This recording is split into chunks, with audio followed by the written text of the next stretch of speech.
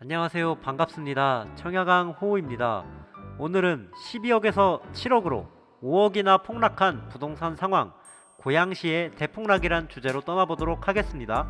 그럼 시작합니다.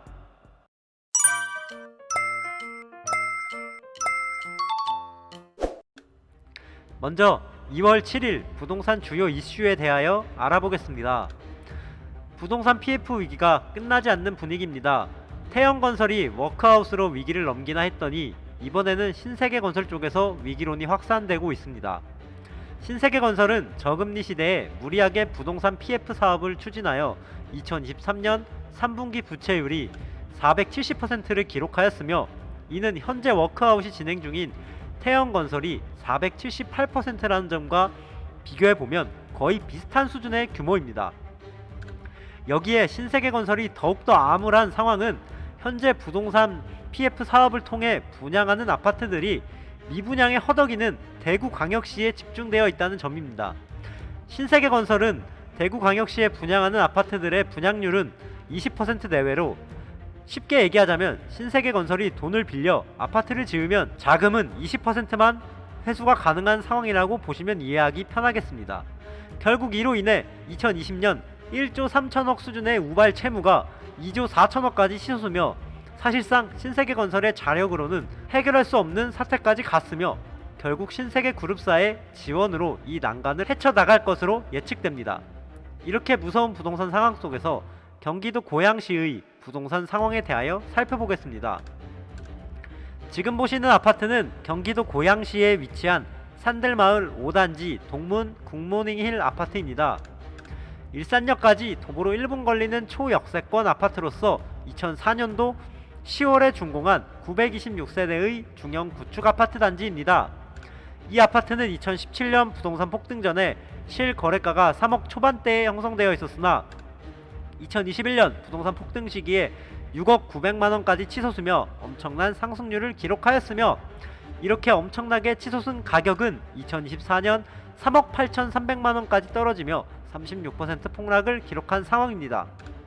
2021년 폭등 시절과 비교시 2억 2,600만원이나 폭락한 아파트가 되겠습니다. 다음으로 무너지고 있는 경기도 고양시의 아파트 실거래가는 하이파크시티 일산 파밀리의 3단지 아파트입니다. 도보로 걸어갈 수 있는 지하철역이 없는 비역세권 아파트로서 2011년도 3월에 준공한 432세대의 소형 준신축 아파트입니다. 이 아파트는 2017년 부동산 폭등 전에 실거래가가 4억 중반대에 형성되어 있었으나 2021년 부동산 폭등 시절에 7억 4,500만원에 실거래가 되어 비역세권 아파트가 이렇게까지 오를 수 있구나 라는 생각이 들었으며, 이렇게 폭등한 가격은 2023년 4억 7,500만원에 실거래되면서 36% 폭락하며 내려가는 분위기입니다. 2021년 폭등 시절과 비교시 2억 7천만원이나 떨어진 아파트가 되겠습니다. 다음으로 박살나고 있는 경기도 고양시의 아파트 실거래가는 가자동 가자마을 7단지 꿈에 그린 아파트입니다. 도보로 걸어갈 수 있는 지하철역이 없는 비역세권 아파트로서 2010년도 3월에 준공한 545세대의 중소형 아파트 단지입니다.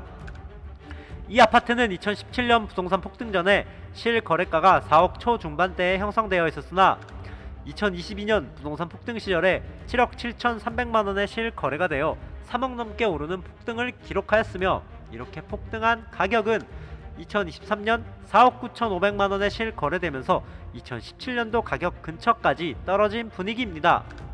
2022년 폭등 시절과 비교시 2억 7,800만원이나 떨어진 아파트가 되겠습니다. 다음으로 떨어지고 있는 고양시의 아파트 실거래가는 마두동 백마마을 2단지 극동 3원 아파트입니다.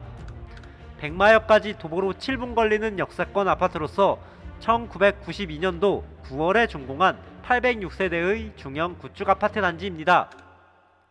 이 아파트는 2017년 부동산 폭등 전에 실거래가가 4억에서 5억대에 형성되어 있었으나 2022년 부동산 폭등 시절에 8억 9,250만원에 실거래가 되어 2배 넘게 오르는 대박 폭등을 기록하였으며, 이러한 폭등은 2023년 5억 1천만원에 실거래되면서 43% 폭락을 기록한 상황입니다.